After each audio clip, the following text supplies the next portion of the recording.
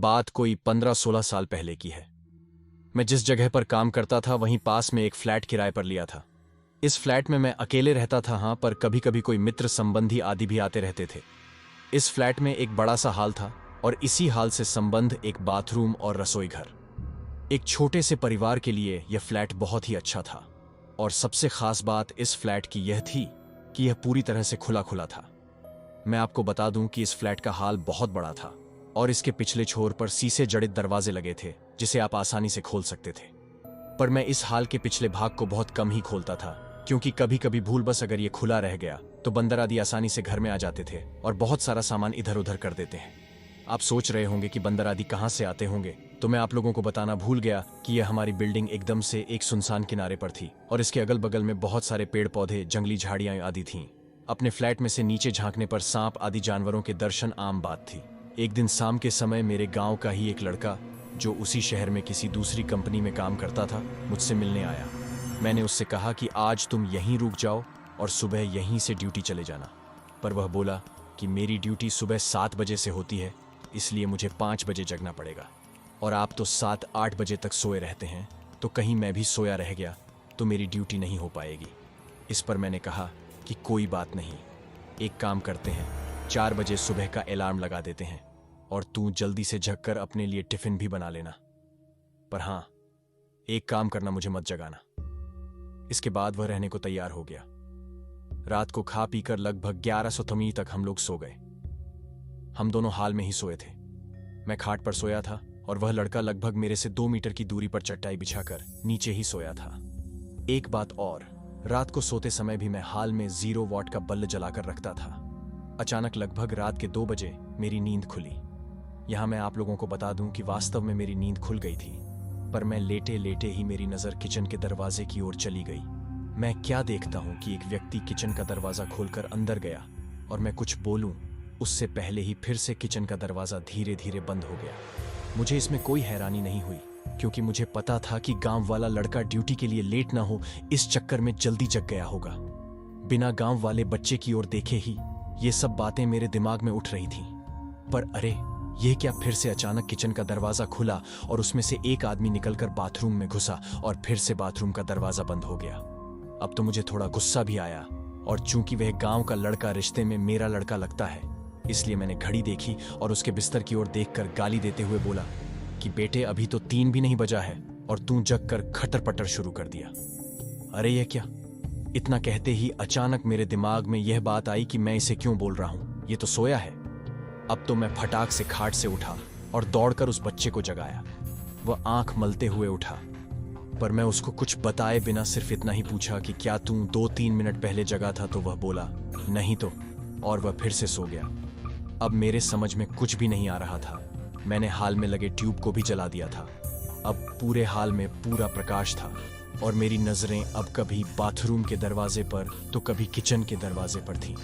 पर किचन और बाथरूम के दरवाजे अब पूरी तरह से बंद थे। अब मैं हिम्मत करके उठा और धीरे से जाकर बाथरूम का दरवाजा खोला। बाथरूम छोटा था और उसमें कोई नहीं दिखा। इसके बाद मैं किचन का दरवाजा खोला और उसमें भी लगे बल्ब को जला दिया, पर वहां भी कोई नहीं था। अब मैं क्या करूं? नींद भी एकदम से उड़ चुकी थी। इस घटना का जिक्र मैंने किसी से नहीं किया। मुझे लगा यह मेरा वहम था और अगर किसी को बताऊंगा तो कोई मेरे रूम में भी शायद आने में डरने लगे। इस घटना को बीते लगभग 1 महीने हो गए थे और रात को फिर कभी मुझे ऐसा अनुभव नहीं हुआ। एक दिन मेरे गांव के 2 लोग हमारे पास आए। उनमें से एक को विदेश जाना था और दूसरा उनको छोड़ने आया था। वे लोग रात को मेरे यहां ही रुके थे और उस रात मैं अपने एक रिश्तेदार से मिलने चला गया था और रात को वापस नहीं आया। सुबह सुबह जब मैं अपने रूम पर पहुंचा तो वे दोनों लोग तैयार होकर बैठे थे और मेरा ही इंतजार कर रहे थे। ऐसा लग रहा था कि वे बहुत ही डरे हुए और उदास हों। मेरे आते ही वे लोग बोल पड़े कि अब हम लोग जा रहे हैं। मैंने उन लोगों से पूछा कि फ्लाइट तो कल है, तो आज की रात आप लोग कहाँ ठहरेंगे? उनमें से एक ने बोला रोड पर सो लेंगे, पर इस कमरे में नहीं। अरे, अब अचानक मुझे 1 महीना पहले घटित घटना याद आ गई। मैंने सोचा तो क्या इन लोगों ने भी इस फ्लैट में किसी अजनबी आत्मा को देखा? मैंने उन लोगों से पूछा कि आखिर बात क्या हुई, तो उनमें से एक ने कहा कि रात को कोई व्यक्ति आकर मुझे जगाया और बोला कि कंपनी में चलते हैं। मेरा पर्स वहीं छूट गया है। फिर मैं थोड़ा डर गया और इसको भी जगा दिया। इसने भी उस व्यक्ति को देखा। वह देखने में एकदम सीधा साधा लग रहा था और शालीन भी। हम लोग एकदम डर गए थे क्योंकि हमें वह व्यक्ति इसके बाद किचन में जाता हुआ दिखाई दिया था और उसके बाद फिर कभी किचन से बाहर नहीं निकला और हम लोगों का डर के मारे बुरा हाल था। हम लोग रात भर बैठकर हनुमान का नाम जपते रहे और उस किचन के दरवाजे की ओर टकटकी लगाकर देखते रहे। पर सुबह हो गई है और वह आदमी अभी तक किचन से बाहर नहीं निकला है। अब तो मैं भी थोड़ा डर गया और उन दोनों को साथ लेकर तेजी से किचन का दरवाजा खोला, पर किचन में तो कोई नहीं था। हाँ, पर किचन में गौर से छानबीन करने के बाद हमने पाया कि कुछ तो गड़बड़ है।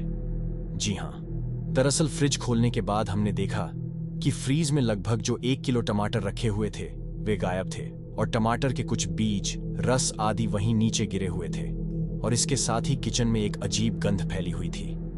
खैर, पता नहीं ये हम लोगों को वहम था या वास्तव में कोई आत्मा हमारे रूम में आई थी।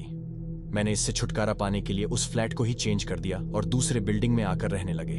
दोस्तों, ये थी पहली कहानी और अब दूसरी कहानी। मेरा नाम अमित है। मैं आप सबको एक आंखों देखा किस्सा सुनाने जा रहा हूं। बात 4-5 साल पुरानी है। उस समय हम करावल नगर दिल्ली में रहते थे। कुछ दिनों से हमारे मोहल्ले में एक चुड़ैल के घूमने की अफवाह फैली हुई थी। कुछ लोगों का कहना था कि उन्होंने एक डरावनी औरत को रात के समय घूमते हुए देखा है। वह कभी घरों की छत पर तो कभी गलियों में घूमती हुई दिखाई देती थी। इस वजह से लोगों ने छत पर सोना बंद कर दिया था। अंधेरा होते ही गलियां सुनसान हो जाती थी। एक दिन मोहल्ले के लोगों ने मिलकर रात भर पहरा भी दिया, मगर कोई नहीं आया। मुझे इस बात पर बिल्कुल विश्वास नहीं था। जो भी चुड़ैल की बातें करता था, मैं उसका मजाक उड़ाता था। मेरा मानना था कि यह लोगों का वहम है या तो कोई इंसान लोगों को डरा रहा है। एक रात घर की लाइट गई हुई थी। सभी लोग अंदर गर्मी में सोए हुए थे। चुड़ैल के डर से कोई छत पर जाने की हिम्मत नहीं कर रहा था। मुझे भी ऊपर जाने की मनाही थी। मगर जब गर्मी सहन नहीं हुई, मैं अपना बिस्तर उठाकर छत पर चला गया। छत पर पहुंचकर मैंने देखा कि एक औरत छत की मुंडेर पर बैठी थी। उसके हाथ में मौस का एक टुकड़ा था जिसे वह खा रही थी। उसका चेहरा दूसरी तरफ था, केवल उसके जानवरों जैसे हाथ दिखाई दे रहे थे। ये सब देखते ही मेरी हालत खराब हो गई। मैं अपना बिस्तर वहीं छोड़ नीचे भाग गया और दरवाजा अच्छी तरह बंद कर लिया। उस दिन से मुझे भी चुड़ैल वाली बात पर विश्वास हो गया। अगले कुछ दिनों तक चुड़ैल देखे जाने की घटनाएं होती रही, पर कुछ दिनों बाद चुड़ैल दिखना बंद हो गई। लोगों का डर भी खत्म होने लगा। मगर मैंने जो देखा उसे मैं कभी नहीं भूल सकता। दोस्तों, ये थी दूसरी कहानी और अब तीसरी कहानी एक दिन की बात है।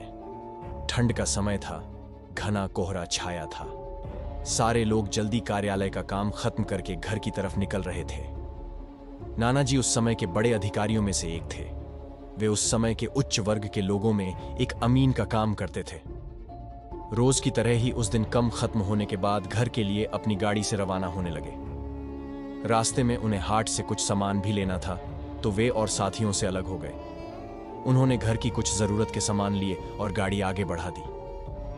आगे जाने पर उन्हें कुछ मछली बाजार दिखा और वे मछली खरीदने के लिए रुक गए। ताजी मछलियां लेने और देखने में टाइम ज्यादा ही गुजर गया। उनकी जब अपनी घड़ी पर नजर गई तो उन्हें आभास हुआ कि आज तो घर जाने में बहुत देर हो जाएगी और ये सब लेकर घर पहुंचने में काफी समय लग जाएगा। फिर यही सब सोचकर उन्होंने सोचा कि क्यों ना जंगल के रास्ते से निकला जाए तो जल्दी पहुंच जाऊंगा। तो उन्होंने अपना रास्ता बदला और जंगल की तरफ अपनी गाड़ी को घुमा लिया।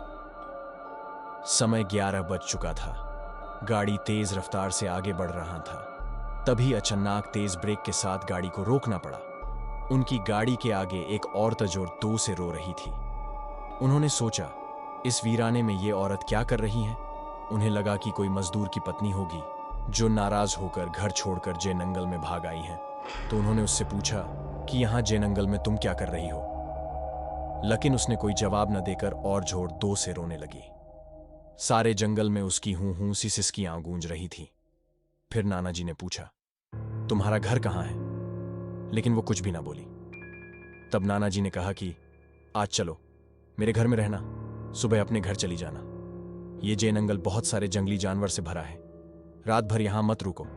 चलो आज मेरे घर में सबके लिए खाना बना देना और कल सुबह अपने घर चली जाना। उसने ये सुना तो झट से तैयार हो गई और गाड़ी में पीछे की सीट पर बैठ गई। सिर में बड़ा सा घूंघट डालने की वजह से उसका चेहरा छिपा हुआ था। कुछ ही देर में गाड़ी घर के दरवाजे पे थी। घर के लोग कब से उनकी राह देख रहे थे। गाड़ी रुकते ही पापा ने पूछा, आज तो बहुत देर हो गई और सारे लोग आ भी चुके हैं। तब उन्होंने सारी बातें अपनी मां को बताई और कहा कि आज खाना इससे बनवा लो, कल सुबह ये अपने घर चली जाएगी। इतनी रात को बेचारी जंगल में कहां भटकती, इसलिए मैं ले आया। पर पापा को कुछ संदेह हो रहा था कि कहीं चोर तो नहीं है, रात को सोने के बाद या खाना बनाते समय कहीं घर के सामान ही चुरा कर ना ले जाए।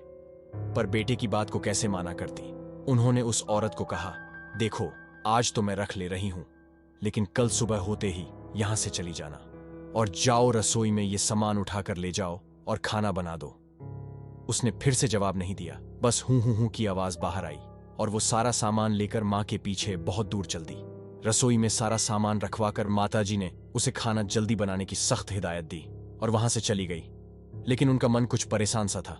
फिर 10 मिनट में रसोरे में उसे देखने चली गई कि वो क्या कर रही है और उसका चेहरा भी देखना चाहती थी। लेकिन वहां पहुंची तो देखा कि वो मछलियों का थैला निकल रही थी। उन्होंने बहुत जोर से गुस्से में कहा, यहां सब खाने का इंतजार कर रहे हैं और तुम अभी तक मछलियां ही निकल रही हो, कल सुबह तक बनाओगी क्या? उसके सिर पर घूंघट अभी भी था तो चेहरा देखना मुश्किल ही नहीं, नामुमकिन था।